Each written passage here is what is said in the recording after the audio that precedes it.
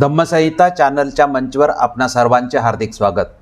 धम्मसंहिता चॅनलच्या वतीने समान नागरी संहिता आणि पर्सनल लॉ या विषयावर ॲडव्होकेट दिलीप काकडे द्वारा प्रबोधन मालिका सुरू केली आहे। पहिल्या भागाला सकारात्मक प्रतिसाद मिळाल्यामुळे या मालिकेतील दुसरा भाग आम्ही सादर करीत आहोत। दुसऱ्या भागाचा विषय समान नागरी संहिता व पर्सनल लॉ बाबत डॉक्टर बाबासाहेब आंबेडकरांची भूमिका हा आहे। समान नागरी संहिता व पर्सनल लॉ हा या देशातील अतिशय नाजूक, भावनिक आणि संवेदनशील विषय आहे। या विषयाची नेमकी समस्या कोणती आहे व त्यावर नेमका उपाय काय आहे याचे नेमके स्पष्टीकरण डॉक्टर बाबासाहेब आंबेडकरांनी संविधान सभेत दिलेले आहे। ती माहिती जशीच्या तशी स्पष्टीकरणासहित या व्हिडिओमध्ये दिलेली आहे। ही सर्व माहिती संशोधनात्मक व अमूल्य आहे। प्रत्येक आंबेडकर अनुयायांना ही माहिती असलीच पाहिजे असे आम्हाला वाटते। त्यामुळे सर्वांनी हा व्हिडिओ काळजीपूर्वक ऐकावा व पाहावा। प्रत्येक कुटुंबाने हा व्हिडिओ आपल्या घरातील टीव्ही स्क्रीनवर पाहावा व त्यावर कुटुंबात चर्चा करावी असा आमचा आग्रह राहील। हा व्हिडिओ ऐकायला सुरू करण्याच्या अगोदर प्रथम आपण सबस्क्राईब केले नसेल तर सबस्क्राईब करा। आपण जास्तीत जास्त लोकांना सबस्क्राईब करायला सांगावे। आपल्या प्रयत्नाने आम्हाला जे सबस्क्रायबर मिळतील ते आपले या चॅनलला व आमच्या कार्याला योगदान असेल। सामाजिक बांधिलकी म्हणून हे योगदान करावे ही विनंती। समान नागरी संहिता व पर्सनल लॉ बाबत डॉक्टर बाबासाहेब आंबेडकरांची भूमिका हा विषय सादर करण्याचा मुख्य उद्देश हा आहे की डॉक्टर बाबासाहेब आंबेडकर हे भारतीय संविधानाचे शिल्पकार आहेत। मसुदा समितीचे अध्यक्ष म्हणून संविधानातील प्रत्येक विषयाचा प्रस्ताव संविधान सभेसमोर मांडणे, त्यावर चर्चेच्या माध्यमातून सर्वांची मते घेणे, प्रत्येकाच्या मतावर आपले मत व्यक्त करणे, प्रत्येकाने विचारलेल्या प्रश्नांना उत्तर देणे, तो प्रस्ताव अंतिम करणे आणि त्याचे अनुच्छेदात रूपांतर करणे हे ऐतिहासिक कार्य मसुदा समितीचे अध्यक्ष म्हणून डॉक्टर बाबासाहेब आंबेडकरांनी पार पाडलेले आहे। त्यामुळे कोणत्याही संविधानिक विषयाची चर्चा बाबासाहेबांच्या संदर्भापासून सुरू होऊन ती बाबासाहेबांच्याच संदर्भाने अनुमानापर्यंत पोहोचते। समान नागरी संहिता हा संविधानिक विषय आहे। मार्गदर्शक तत्वातील अनुच्छेद 44 मध्ये समान नागरी संहितेची तरतूद केली आहे। त्यावर आधारित कायदा बनवण्याचे कार्य गेली 75 वर्ष प्रलंबित आहे। वर्तमान सरकारने समान नागरी संहिता हा विषय संसदेच्या पटलावर आणण्याचे जाहीर केले आहे। त्यामुळे देशभर या विषयाची चर्चा होणे क्रमप्राप्त आहे। ज्यावेळी संसदेच्या पटलावर हा विषय येईल आणि विधेयकाच्या स्वरूपात मसुदा सादर केला जाईल तेव्हा त्या मसुद्यावर आधारित चर्चा संसदेत आणि संसदेच्या बाहेर होईल हे निश्चित आहे। या चर्चेच्या वेळी प्रत्येक व्यक्ती डॉक्टर बाबासाहेब आंबेडकरांचे संदर्भ देऊन आपली भूमिका कशी संविधानिक आहे हे पटवून देण्याचा प्रयत्न करणार हे होणे नैसर्गिक आहे। डॉक्टर बाबासाहेब आंबेडकरांचे संदर्भ जसेच्या तसे दिले जातात की पुढचे पाठचे संदर्भ वगळून सोयीनुसार संदर्भ सादर केले जातात हे सामान्य नागरिकांच्या लक्षात येत नाही। त्यामुळे सामान्य नागरिकांच्या मनामध्ये संभ्रम निर्माण होतो। चर्चा करणारे दोन्ही बाजूचे नागरिक बाबासाहेबांचे संदर्भ देत असतील तर विरोधकाचे बरोबर की समर्थकाचे बरोबर हा संभ्रम लोकांच्या मनात निर्माण होणं साहजिकच आहे। आम्ही हाच मुद्दा लक्षात घेऊन लोकांच्या मनात संभ्रम निर्माण होऊ नये यासाठी डॉक्टर बाबासाहेब आंबेडकरांची समान नागरी संहितेबाबतची संविधान सभेतील भूमिका जशीच्या तशी स्पष्टीकरणासहित या व्हिडिओद्वारा सादर करीत आहोत। याचबरोबर सर्वोच्च न्यायालय, भारतीय विधी आयोग आणि भारत सरकार विधी व न्याय मंत्रालय यांची बाबासाहेबांच्या संविधान सभेतील स्पष्टीकरणावरील प्रतिक्रियाही या व्हिडिओत सादर केलेली आहे। संविधान सभेच्या चर्चेचा मूळ दस्तऐवज इंग्रजीत उपलब्ध आहे। धम्मसंहिता चॅनलच्या वतीने सर्व व्हिडिओ मराठी भाषेत आपण सादर केलेले आहेत। त्यामुळे हा व्हिडिओसुद्धा आपण मराठी भाषेतच सादर करीत आहोत। डॉक्टर बाबासाहेब आंबेडकरांची मूळ भूमिका जी इंग्रजीत आहे त्याचा मराठी अनुवाद डॉक्टर बाबासाहेब आंबेडकर चरित्र साधने प्रकाशन समिती, उच्च व तंत्र शिक्षण विभाग, महाराष्ट्र शासन द्वारा खंड 13 भाग 1 व 2 आणि माननीय देविदास घोडेस्वार यांनी संविधान सभेतील चर्चेचे जे इंग्रजी खंड आहेत त्यांचा मराठी अनुवाद केलेला आहे। या दोन्ही अनुवादाचा आधार मी घेतलेला आहे। समान नागरी संहिता व पर्सनल लॉ विषयावर संविधान सभेतील डॉक्टर बाबासाहेब आंबेडकरांची इंग्रजीतील मूळ भूमिका ज्यांना समजून घ्यावयाची असेल त्यांच्यासाठी इंग्रजी संदर्भाचा स्वतंत्र व्हिडिओ सादर करण्यात येईल। ज्यांना मराठी आणि इंग्रजी दोन्ही भाषेतून बाबासाहेबांची संविधान सभेतील भूमिका समजून घ्यावयाची असेल त्यांच्यासाठी हे मराठी व इंग्रजी दोन्ही स्वतंत्र व्हिडिओ उपयुक्त होतील। डॉक्टर बाबासाहेब आंबेडकरांचे संविधान सभेतील समान नागरी संहिता व पर्सनल लॉ बाबतचे स्पष्टीकरण एवढ्याच मर्यादित विषयावर हा व्हिडिओ बनवलेला आहे, त्यामुळे या विषयाची व व्हिडिओची मर्यादा लक्षात घ्यावी ही विनंती। या विषयाची पार्श्वभूमी अशी की पर्सनल लॉच्या जागेवर समान नागरी संहिता स्थापित करणे हा विषय संविधान सभेने निर्माण करून त्याची तरतूद अनुच्छेद 44 मध्ये केली आहे। याचा अर्थ असा की प्रत्येक धर्माचे धर्मग्रंथावर आधारित स्वतंत्र पर्सनल लॉ ब्रिटिश काळापासून अंमलात आहेत, ते सर्व कायदे बंद करून त्या जागी सर्वांसाठी एकच धर्मनिरपेक्ष समान नागरी संहिता निर्माण करावयाची आहे।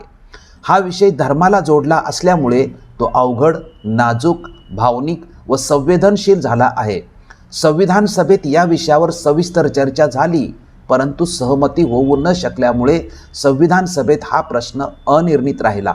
संविधान सभा हा प्रश्न सोडवू शकली नाही, त्यामुळे संविधानकर्त्यांनी हा विषय सोडून न देता भविष्यातील संसदेवर सोपवला आहे।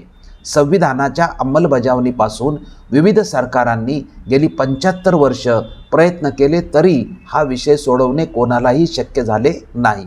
मात्र वर्तमान सरकार हा विषय पूर्णत्वास घेऊन जाण्याची भूमिका मांडत आहे।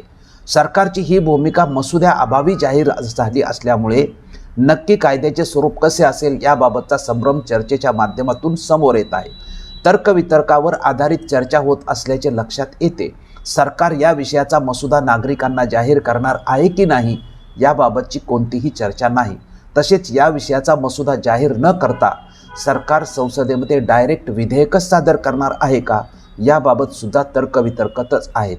काहीही असो, सरकार मात्र समान नागरी संहिता झाली पाहिजे या मुद्द्यावर ठाम आहे आणि त्यानुसार विधी आयोग आणि विधी तज्ज्ञांचा सल्ला व सहभागाने जोरात तयारी केली जात असल्याचे जाहीर झालेले आहे। या पार्श्वभूमीवर समान नागरी संहिता व पर्सनल लॉ विषयावर प्रबोधन मालिका सुरू केलेली आहे।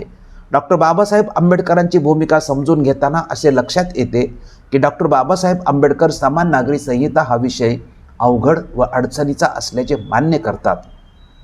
हा विषय सोडवण्यासाठी ज्या अनेक अडचणी आहेत त्या अडचणी व त्यावर उपाय याचे विश्लेषण व स्पष्टीकरण त्यांनी संविधान सभेत दिलेले आहे। डॉक्टर बाबासाहेब आंबेडकरांच्या संविधान सभेतील स्पष्टीकरणात दिलेल्या मुद्द्यांच्या आधारे समान नागरी संहिता की पर्सनल लॉ या विषयाचा पर्याय निवडण्यास मार्गदर्शन व मदत सुद्धा होते। हा अतिशय महत्त्वाचा व ऐतिहासिक विषय समजून घेण्यासाठी आपणाला विनंती आहे की हा व्हिडिओ शेवटपर्यंत ऐकावा। संविधानिक व कायदेशीर भाषा समजण्यास मदत व्हावी म्हणून संक्षिप्त स्पष्टीकरण देण्याचा प्रयत्न केला आहे। तसेच अनुवादाची भाषा सामान्यांना समजण्याच्या दृष्टीने सरळ, सोपी व सुलभ करण्याचा प्रयत्न केला आहे। परंतु तरीही समजण्यास त्रास झाला तर पुन्हा पुन्हा ऐकून या विषयावर चर्चा करून व न समजलेल्या मुद्द्यांचा अर्थ तपासून डॉक्टर बाबासाहेब आंबेडकरांची समान नागरी संहिता व पर्सनल लॉवरील भूमिका समजावून घ्यावी। समान नागरी संहिता व पर्सनल लॉ या विषयाची चर्चा संविधानातील कोणत्या अनुच्छेदाशी संबंधित आहे याचीही माहिती स्पष्ट करणे महत्त्वाचे आहे। ती अशी की डॉक्टर बाबासाहेब आंबेडकरांनी समान नागरी संहिता आणि पर्सनल लॉ बाबतीत जे स्पष्टीकरण संविधान सभेत दिलेले आहे त्याचे संदर्भ वर्तमान संविधानातील अनुच्छेद 19, 25 व 44 मध्ये उपलब्ध आहेत। या 3 अनुच्छेदावरील चर्चेला संविधान सभेत उत्तर देताना डॉक्टर बाबासाहेब आंबेडकरांनी जी स्पष्टीकरणे दिलेली आहेत त्यांचा एकत्रित अभ्यास केल्यास बाबासाहेबांची या विषयावरची भूमिका स्पष्ट होते। डॉक्टर बाबासाहेब आंबेडकरांचे संविधान सभेतील भूमिकांचे संदर्भ प्रश्नोत्तर रूपाने आम्ही इथे सादर करीत आहोत। ते पुढील प्रमाणे: एवढ्या मोठ्या भारत देशात समान नागरी संहिता बनवणे शक्य आहे का, असा पहिला प्रश्न संविधान सभा सदस्य माननीय हुसेन इमाम यांनी डॉक्टर बाबासाहेब आंबेडकरांना विचारला होता आणि त्याचे सविस्तर उत्तर त्यांनी दिलेले आहे। त्याचा संविधान सभेतील संदर्भ पुढील प्रमाणे: मंगळवार दिनांक 23 नोव्हेंबर 1948 रोजी संविधान सभेत माननीय डॉक्टर PR आंबेडकर म्हणतात, माझे मित्र हुसेन इमाम यांनी संशोधनाचे समर्थन करताना विचारले आहे की काय एवढ्या मोठ्या देशात कायद्याची एक समान विधी संहिता बनवणे संभव तथा वांछनीय आहे का?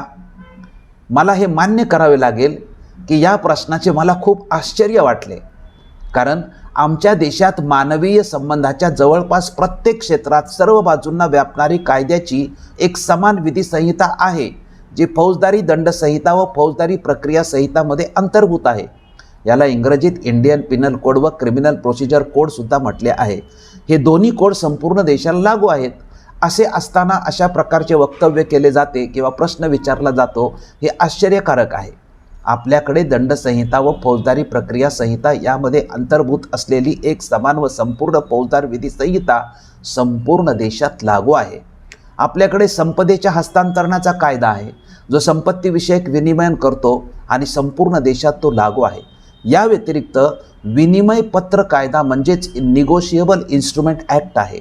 मी याविषयी असंख्य उदाहरणे देऊ शकतो की ज्याने हे सिद्ध होईल की या देशात जवळपास एकच नागरी संहिता आहे जी समान आहे आणि संपूर्ण देशात लागू आहे.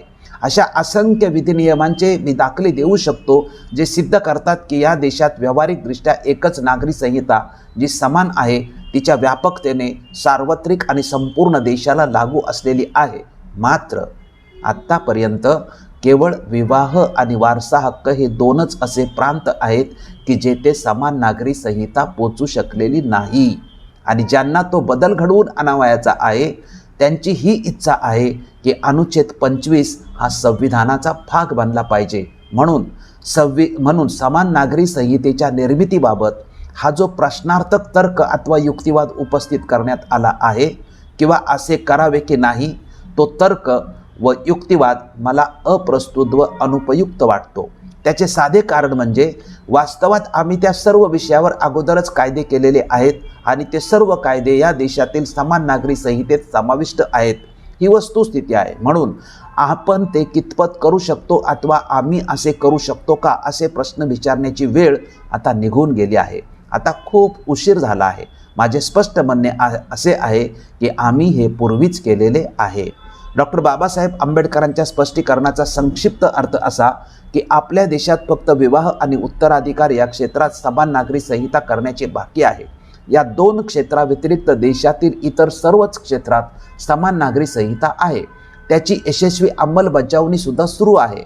समान नागरी संहिता निर्माण करण्याचा देशाला अनुभव आहे. त्यामुळे समान नागरी संहिता निर्माण करणे हे देशासाठी अवघड अजिबात नाही. विवाह वारसा हक्क सोडून बाकी सर्व क्षेत्रात देशाने जर समान नागरी संहिता निर्माण केली असेल तर या दोन क्षेत्रासाठी समान नागरी संहिता निर्माण करणे शक्य आहे. असा आहे का हा प्रश्नच निर्माण होत नाही असे डॉक्टर बाबासाहेब आंबेडकर स्पष्ट करतात. दुसरा प्रश्न संपूर्ण भारतात शरिया कायदा लागू करण्याबाबतचा आहे. 1935 पूर्वी संपूर्ण भारतात मुसलमानांना शरिया कायदा लागू होता अशी मुस्लिम सदस्यांनी भूमिका मांडली होती. त्याला डॉक्टर बाबासाहेब आंबेडकरांनी आव्हान दिले होते. त्यांचा संविधान सभेतील संदर्भ पुढील प्रमाणे आहे. 23 नोव्हेंबर 1948 रोजी शरिया कायद्याबाबत संविधान सभेत डॉक्टर B.R. आंबेडकर म्हणतात, दुरुस्ती संदर्भात माझी 2 निरीक्षणे आहेत. ते मी नमूद करू इच्छितो. माझे पहिले निरीक्षण असे की जे सदस्य ही दुरुस्ती पुढे करतात त्यांचे असे म्हणणे आहे की या देशात मुस्लिम व्यक्तिगत कायदा कधी बदलला नव्हता आणि संपूर्ण देशात समान लागू होता. आता मी त्या निवेदनास आव्हान देऊ इच्छितो. मला वाटते माझे अनेक मित्र जे या दुरुस्तीवर बोलले ते बहुतेक विसरून गेले की 1935 पर्यंत उत्तर पश्चिम सरहद्द प्रांत हा शरीयत कायद्याच्या अधीन नव्हता. तेथे वारसा व अन्य बाबीवर हिंदू कायदा अनुसरला जात होता. केंद्रीय विधिमंडळाला 1939 मध्ये त्या क्षेत्रात पडावे लागले आणि उत्तर पश्चिम सरहद्द प्रांतातील मुस्लिमांना हिंदू कायदा लागू करणे खंडित करावे लागले आणि शरीयत कायदा त्यांना लागू करावा लागला. माझे सन्माननीय मित्र विसरले आहेत की उत्तर पश्चिम सरहद्द प्रांताच्या व्यतिरिक्त 1937 पर्यंत भारताच्या अन्य भागात जसे की संयुक्त प्रांत, मध्यवर्ती प्रांत आणि मुंबई वारसा हक्काच्या बाबतीत मुस्लिम मोठ्या प्रमाणावर हिंदू कायद्याने अधिशासित होत होते. त्यांना शरीयत कायद्याचे पालन करणाऱ्या अन्य मुस्लिमांच्या समान पातळीवर आणण्याच्या उद्देशाने विधिमंडळाला 1937 मध्ये हस्तक्षेप करावा लागला आणि शेष भारतात ही शरीयत कायदा लागू करण्यासाठी विनिमय सहमत करावा लागला. माझे मित्र श्री करुणाकर मेनन यांनीही मला माहिती दिली की उत्तर मलबारमध्ये मरुमक्कथायम कायदा हा मातृसत्ताक पद्धतीचा कायदा आहे.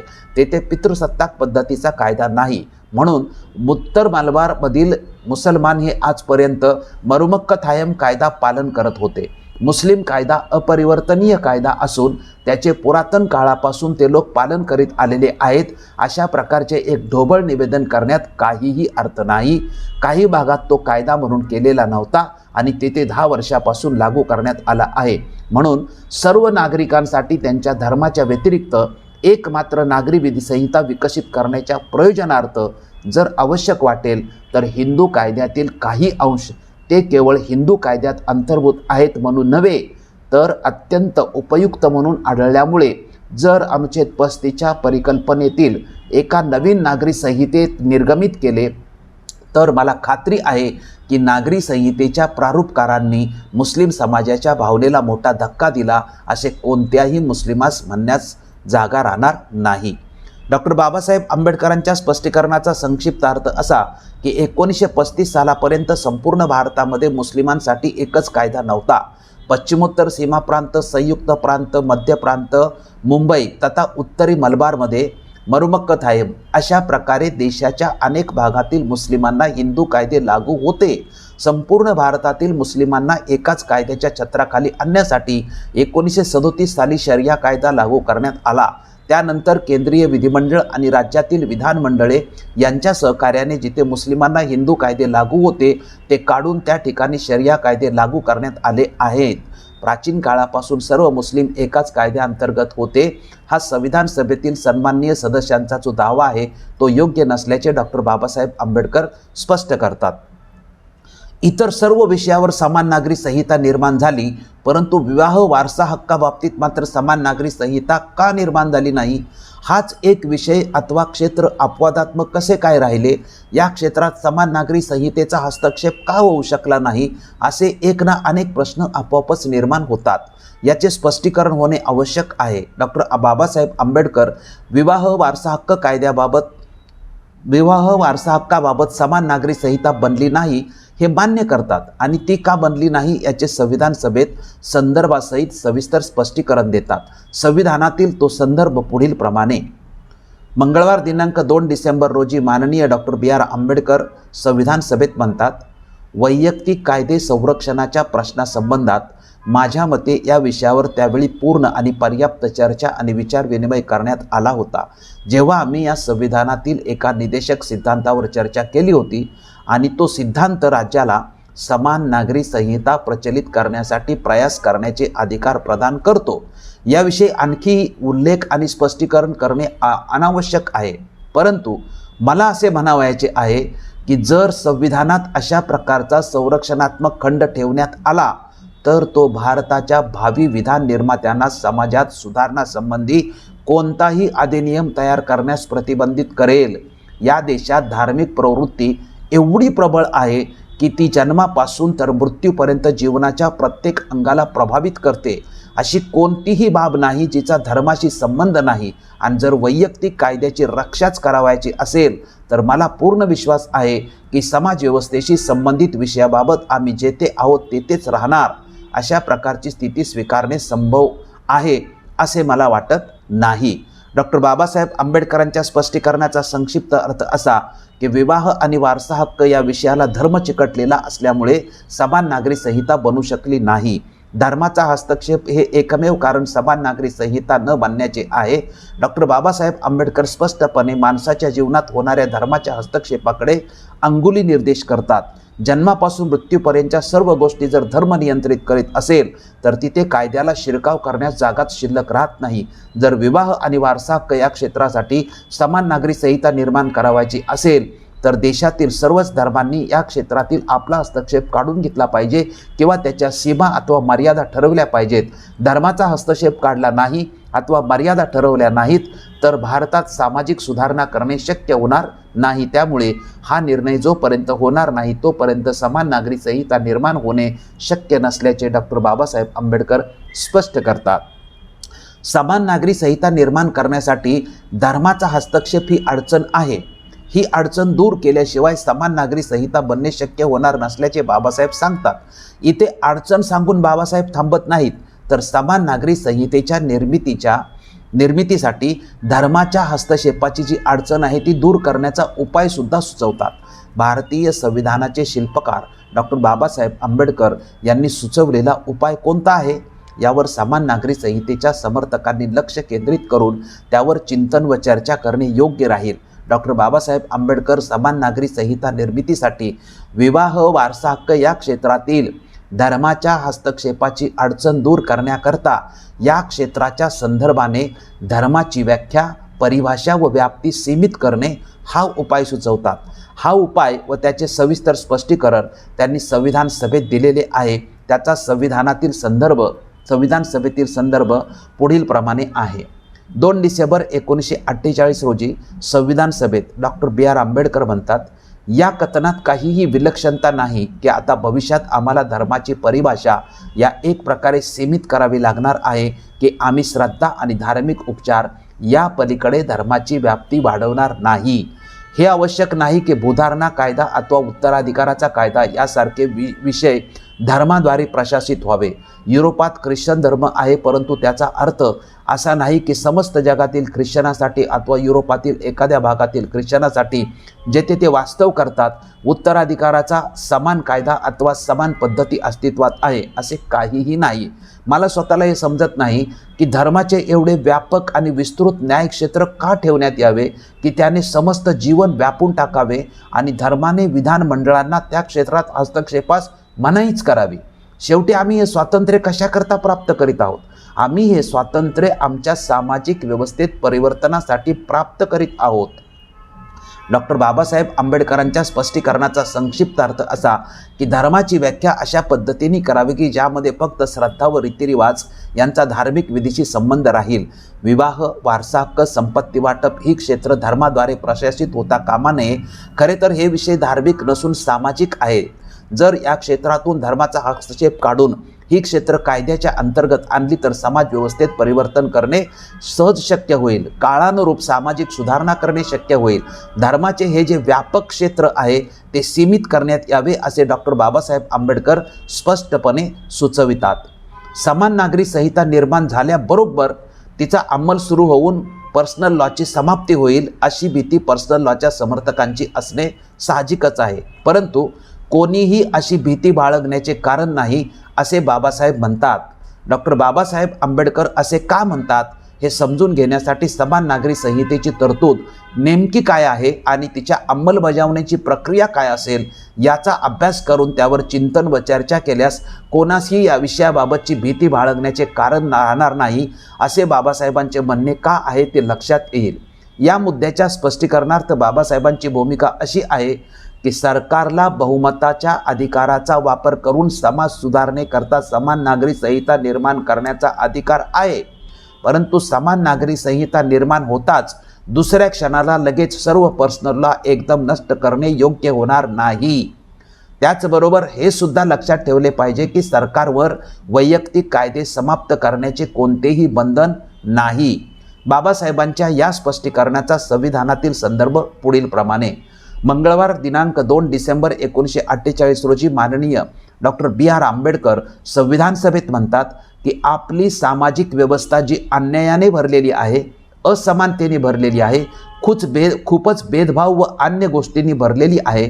आमच्या समाजातील पराकोटीची विषमता, भेदभाव तथा अन्य अशा अनेक बाबी आहेत ज्या आमच्या मूलभूत अधिकाराच्या विरोधी आहेत.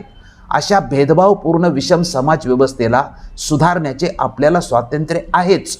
परंतु असे असले तरी राज्यांनी एकाएकी व्यक्तिगत कायदे अधिकार क्षेत्रातून वगळले पाहिजेत असे म्हणणे कोणालाही शक्य होणार नाही. म्हणजेच कोणत्याही व्यक्तीकरता एकदम एकाएकी असा विचार करणे असंभव आहे की राज्याच्या न्याय क्षेत्रातून वैयक्तिक कायदे काढून टाकले पाहिजेत.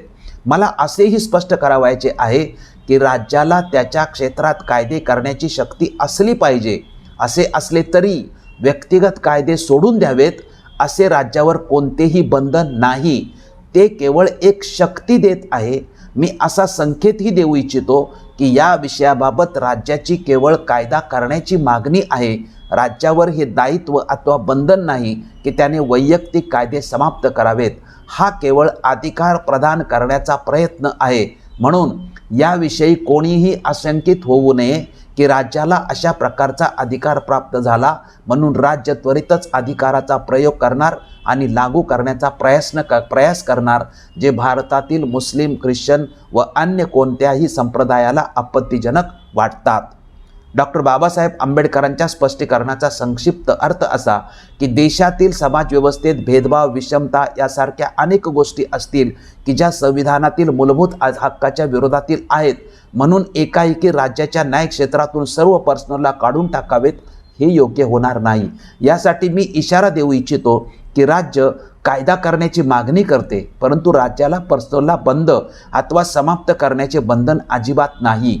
देशातील लोकांना, विशेषतः मुस्लिम व ख्रिश्चनांना जर पर्सनलला हटवणे आपत्तीजनक वाटत असेल तर राज्याने अशा अधिकाराचा प्रयोग करताना विचार केला पाहिजे, परिस्थिती लक्षात घेतली पाहिजे. सर्वांना विश्वासात घेतल्यानंतरच सर्वांच्या सहमतीने पर्सनलला काढून समान नागरी संहिता निर्माण करण्याचा विचार राज्य करू शकते. संविधानाच्या शिल्पकाराचा इशारा अथवा संकेत समजून घेतला पाहिजे. सार्वभौमत्व नेहमी मर्यादित असते हा सिद्धांत बाबासाहेब मांडतात. जर सार्वभौमत्व हे मर्यादित असेल तर या सार्वभौम शक्तीच्या मर्यादा नेमक्या कोणत्या सांगितलेल्या आहेत याचाही विचार केला पाहिजे. देशातील विविध समुदायांच्या भावना या सार्वभौम शक्तीच्या मर्यादा आहेत. कोणत्याही सरकारने आपल्या सार्वभौम शक्तीचा उपयोग समुदायांच्या भावनांच्या अनुकूल करणे आवश्यक असते. सार्वभौम शक्तीचा उपयोग समुदायांच्या भावनाच्या प्रतिकूल केल्यास समाजात विद्रोह व अशांती निर्माण होते, असे स्पष्टीकरण डॉक्टर बाबासाहेब आंबेडकरांचे सार्वभौम शक्तीबद्दल आहे. त्याचा संविधान सभेत संदर्भ पुढील प्रमाणे आहे.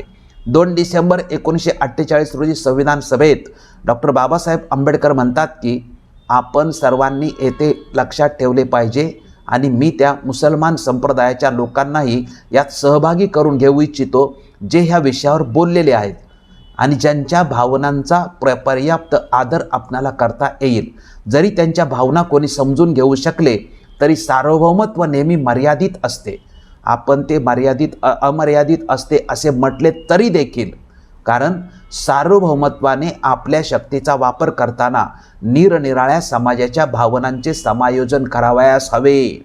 सार्वभौमत्व सीमित असते ते याच कारणास्तव की सार्वभौमत्वाला आपल्या शक्तीचा प्रयोग करताना समुदायांच्या भावनांचा नेहमीच विचार करावा लागतो. आपल्या शक्तीचा प्रयोग विविध समुदायांच्या भावनांच्या अनुकूल असावा. कोणतेही सरकार आपल्या शक्तीचा वापर अशा रीतीने करणार नाही की ज्यामुळे मुस्लिम समुदाय बंड करण्यास प्रवृत्त होईल. कोणतेही सरकार आपल्या अधिकाराचा या प्रकारे प्रयोग करू शकत नाही की मुसलमान संप्रदाय प्रक्षुब्ध व्हावा आणि त्याने विद्रोह करावा. असे केले तर मला वाटते ते एक पागल सरकार असेल. माझ्या विचाराने असे करणारे सरकार वेड्यांचे सरकार मानले जाईल. हा एक असा विषय आहे ज्याचा संबंध मुख्यत्वे अधिकारांच्या प्रयोगाशी आहे, अधिकाराशी नाही. डॉक्टर बाबासाहेब आंबेडकरांच्या स्पष्टीकरणाचा संक्षिप्त अर्थ असा की सार्वभौम सत्ता हाती आली तर तिचा उपयोग मनमानी पद्धतीने न करता विविध समुदायांच्या भावनांचा विचार करून केला पाहिजे. सर्व समुदायांना विश्वासात घेऊनच आपल्या शक्तीचा उपयोग केला पाहिजे. कोणतेही सरकार आपल्या सार्वभौम शक्तीचा वापर अशा पद्धतीने करू शकत नाही की त्यामुळे विविध समुदायांच्या भावना भडकतील आणि ते समाज प्रक्षुब्ध होतील. अशा पद्धतीने वागणे हा वेडेपणा होईल. ही गोष्ट शक्तीशी संबंधित नाही तर शक्तीच्या वापराशी संबंधित आहे.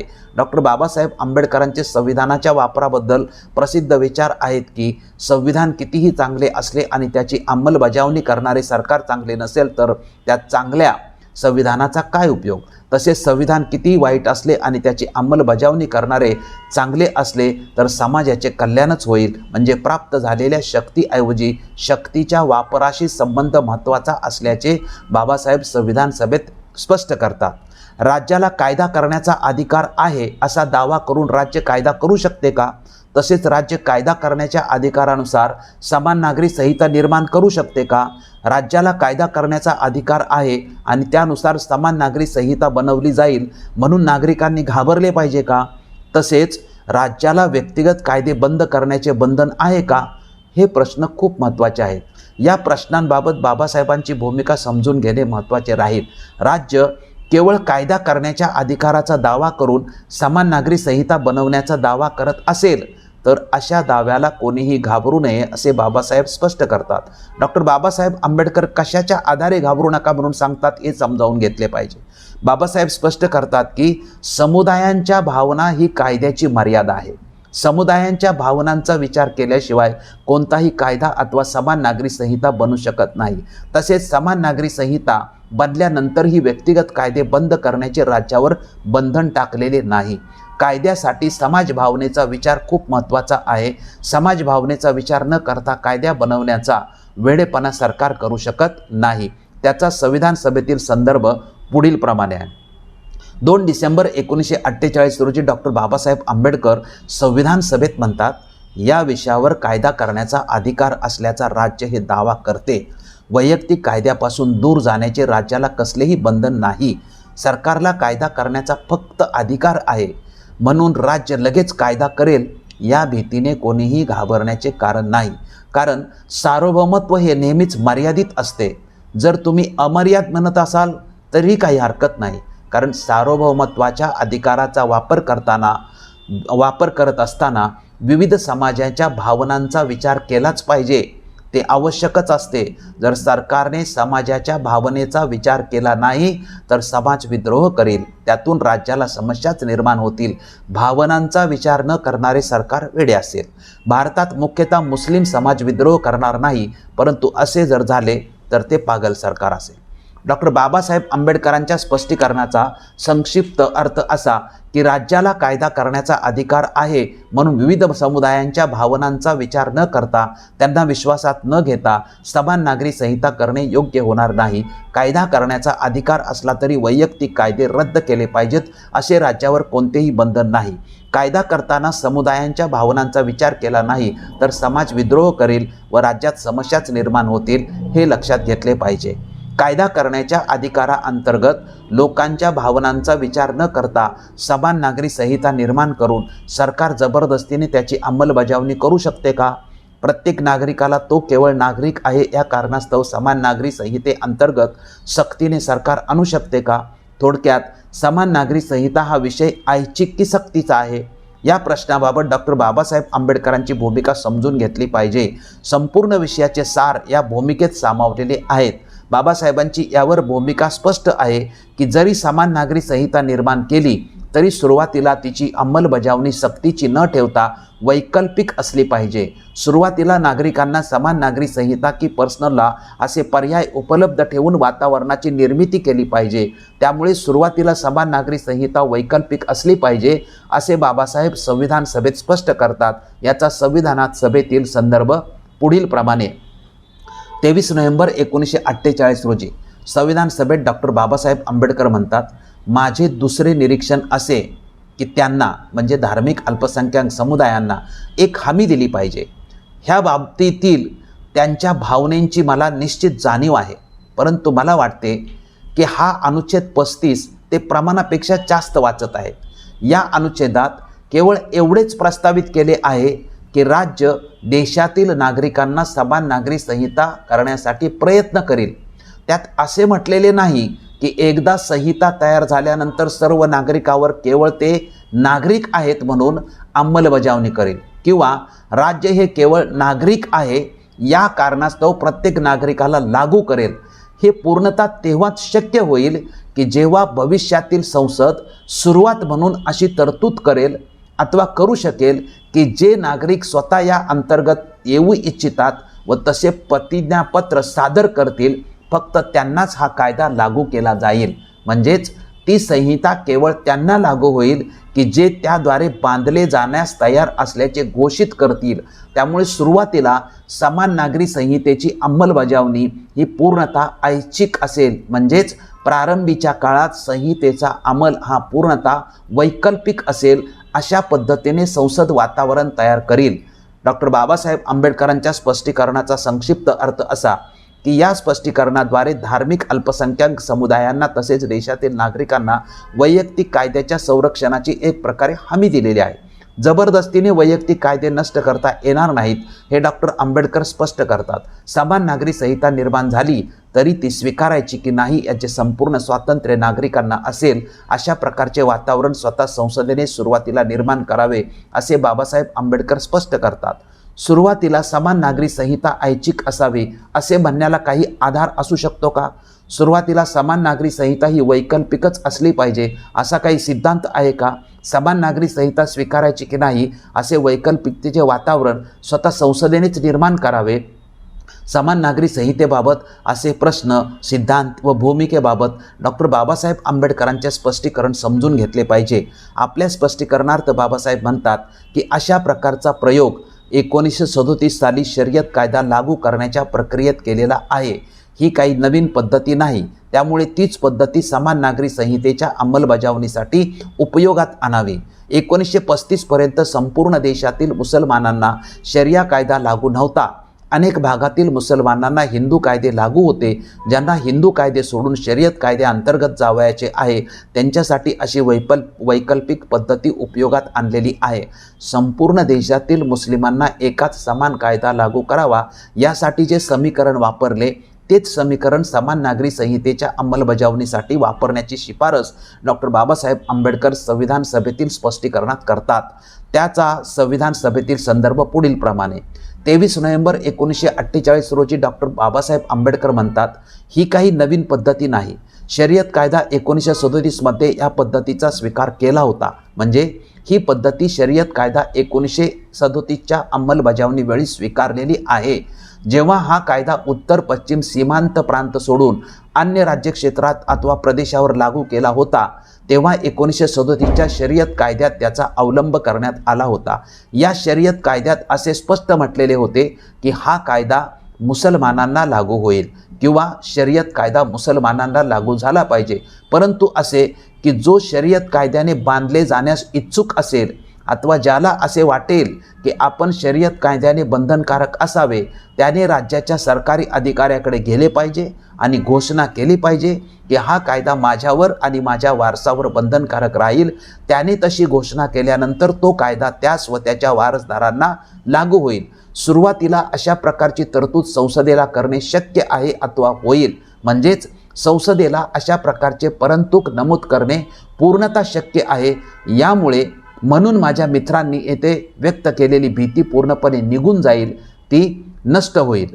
डॉक्टर बाबासाहेब आंबेडकरांच्या स्पष्टीकरणाचा संक्षिप्त अर्थ असा की 1937 साली शरिया कायदा देशभर लागू करण्यासाठी जी पद्धत स्वीकारली होती तिच्या आधारे बाबासाहेब सुरुवातीला समान नागरी संहिता ऐच्छिक असावी ही भूमिका मांडतात. 1937च्या पद्धतीमध्ये ज्या मुस्लिम व्यक्तीला शरिया कायद्याच्या अंतर्गत येण्याची इच्छा आहे त्यांनी सरकारी अधिकाऱ्याकडे जाऊन शर्यत कायदा बंधनकारक असल्याची घोषणा करायला सांगितली होती. तशाच प्रकारे समान नागरी संहिता निर्माण झाल्यानंतर सुरुवातीला ज्याला त्या अंतर्गत यावयाची इच्छा असेल त्यांनी सरकारी अधिकाऱ्याकडे जाऊन बंधनकारक करण्याची घोषणा करावी. अशा प्रकारची भूमिका व वातावरण सुरुवातीला संसदेने करावे. त्यामुळे कोणाच्याही मनात कसलीही भीती राहणार नाही अशी भूमिका डॉक्टर बाबासाहेब आंबेडकर मांडतात. इथपर्यंत आपण समान नागरी संहिता व पर्सनल लॉबाबत डॉक्टर बाबासाहेब आंबेडकरांनी जे स्पष्टीकरण संविधान सभेत दिलेले आहे त्याचा सविस्तर आढावा घेतला आहे. डॉक्टर बाबासाहेब आंबेडकरांच्या संविधान सभेतील स्पष्टीकरणावर देशाच्या सर्वोच्च न्यायालयाने, भारतीय विधी आयोगाने व भारताच्या विधी व न्याय मंत्रालयाने सुद्धा वेळोवेळी प्रतिक्रिया व्यक्त केल्या आहेत. त्यातील काही प्रतिक्रियांचा इथे उल्लेख महत्त्वाचे वाटते. तो उल्लेख पुढील प्रमाणे: डॉक्टर बाबासाहेब आंबेडकरांच्या स्पष्टीकरणावर 31 ऑगस्ट 2018 साली 21व्या भारतीय विधी आयोगाने आपल्या वैयक्तिक कायदे सुधारणा अहवालात म्हटले आहे की डॉक्टर आंबेडकरांची समान नागरी संहिता विषयाबाबतीत संविधान सभेतील भूमिका अशी होती की संहिता आवश्यक आहे परंतु काही काळ ती ऐच्छिकच राहील. देशाच्या सर्वोच्च न्यायालयाने सरला मुद्गल दाव्याच्या निकालात म्हटले आहे की कौटुंबिक कायदे हा सामाजिक विषय आहे, त्याला धर्म चिकटविता कामा नये. सामाजिक विषयाला धार्मिकता चिकटवणे योग्य नाही. अनुच्छेद 25 धार्मिक आहे आणि अनुच्छेद 44 धर्मनिरपेक्ष आहे. दोन्हींचे विषय वेगळे आहेत. हे विचार डॉक्टर आंबेडकरांच्या संविधान सभेतील भूमिकेशी अनुरूप आहेत. भारत सरकार विधी व न्याय मंत्रालयाद्वारा लोकसभेत 2 संदर्भ दिले आहेत की समान नागरी संहिता सुरुवातीला ऐच्छिक असेल. त्याचे स्पष्टीकरण असे लोकसभा सदस्य श्री बच्ची सिंग रावत यांनी समान विवाह व घटस्फोट कायद्याचे खाजगी विधेयक 2004 साली सादर केले होते। याची चर्चा फेब्रुवारी 2005 साली लोकसभेत झाली। त्यानिमित्ताने विधी व न्याय मंत्रालयाने संसदेत सादर केलेल्या ब्रीफमध्ये पुढील प्रमाणे संदर्भ दिलेला आहे। ब्रीफमध्ये म्हटले आहे की आपल्या संविधानकर्त्यांनी संविधानाचे उद्दिष्ट साध्य करण्यामध्ये असलेल्या अडचणीबद्दल जागरूक राहून संविधानातील राज्य धोरणाच्या निर्देशक तत्वाशी संबंधित असलेल्या भागात हा विषय ठेवलेला आहे। संविधानाच्या 44व्या अनुच्छेदाला संविधान सभा स्वीकारत असताना डॉक्टर आंबेडकर यांनी मला समान नागरी संहिता तयार करण्यात अडचण आल्याचे सांगून पुढे म्हटले की या विषयावर कायदा करण्याचा अधिकार असल्याचा राज्य हे दावा करते। वैयक्तिक कायद्यापासून दूर जाण्याचे राज्याला कसलेही बंधन नाही। राज्याला सरकारला कायदा करण्याचा फक्त अधिकार आहे, म्हणून राज्य लगेच कायदा करेल या भीतीने घाबरण्याचे कारण नाही, कारण सार्वभौमत्व हे नेहमीच मर्यादित असते। जर तुम्ही अमर्यादित म्हणत असाल तरी काही हरकत नाही, कारण सार्वभौमत्वाच्या अधिकाराचा वापर करत असताना विविध समाजाच्या भावनांचा विचार केलाच पाहिजे, ते आवश्यकच असते। जर सरकारने समाजाच्या भावनेचा विचार केला नाही तर समाज विद्रोह करेल, त्यातून राज्याला समस्याच निर्माण होतील। भावनांचा विचार न करणारे सरकार वेडे असेल। भारतात मुख्यतः मुस्लिम समाज विद्रोह करणार नाही, परंतु असे जर झाले तर ते सरकार वेडे असेल। विधी व न्याय मंत्रालयाने बनवलेल्या ब्रीफमध्ये पुढील प्रमाणे दुसरा एक संदर्भ दिलेला आहे। त्या ब्रीफमध्ये म्हटले आहे की श्री मुहम्मद इस्माईल साहेब यांनी संविधानाच्या 35व्या अनुच्छेदाच्या म्हणजे आत्ताच्या 44 मसुद्याच्या सुचवलेल्या सुधारणांना नकार देण्याबाबतच्या युक्तिवादाचा सारांश देताना डॉक्टर आंबेडकर यांनी संविधान सभेला पुढील शब्दात ठाम, निश्चित व विशिष्ट आश्वासन दिलेले होते। डॉक्टर आंबेडकर म्हणतात की त्यांना आश्वासन देणे हे माझे दुसरे निरीक्षण आहे। मला त्यांच्या या बाबतीतील भावना समजतात, परंतु ते हा अनुच्छेद प्रमाणापेक्षा जास्त वाचतात, ते अति वाचत आहेत। या अनुच्छेदात केवळ एवढेच प्रस्तावित केले आहे की राज्य देशातील नागरिकांना समान नागरी कायदा करण्यासाठी प्रयत्नशील राहील।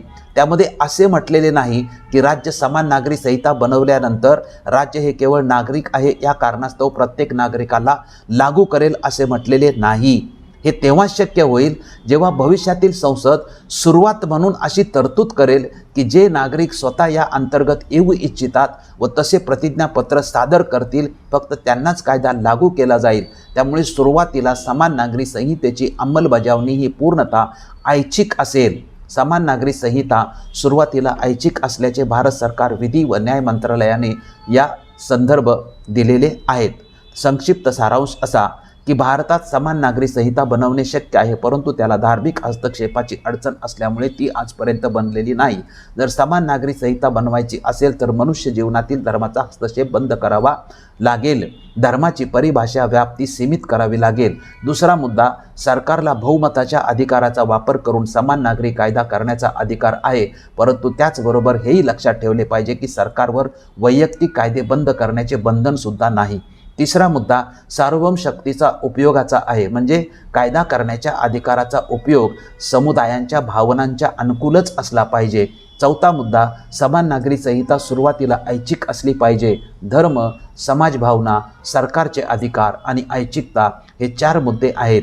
समान नागरी संहिता व पर्सनल लॉ या विषयावर देशाच्या विविध घटकात सतत मतभेद होत आहेत, सहमती होत नाही, प्रयत्न करूनही तोडगा निघत नाही। यावर उपाय म्हणूनच हा विषय मार्गदर्शक तत्वात समाविष्ट करून ऐच्छिक केला आहे।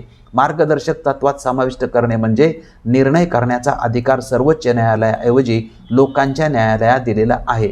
हा डॉक्टर आंबेडकरांच्या स्पष्टीकरणाचा सारांश आहे। डॉक्टर आंबेडकरांच्या संविधानातील स्पष्टीकरणाला अनुरूपच भारतीय विधी आयोग, सर्वोच्च न्यायालय, भारत सरकार विधी व न्याय विभाग यांच्या प्रतिक्रिया आहेत। अशा प्रकारे डॉक्टर बाबासाहेब आंबेडकरांची समान नागरी संहिता व पर्सनल लॉ बाबतची संविधान सभेतील स्पष्टीकरणे मराठी भाषेत अनुवाद केलेली आपण ऐकली व पाहिली। त्याचबरोबर आपणाला मुद्दा समजावून सांगण्यासाठी आम्ही स्पष्टीकरणाचा संक्षिप्त अर्थही दिलेला आहे।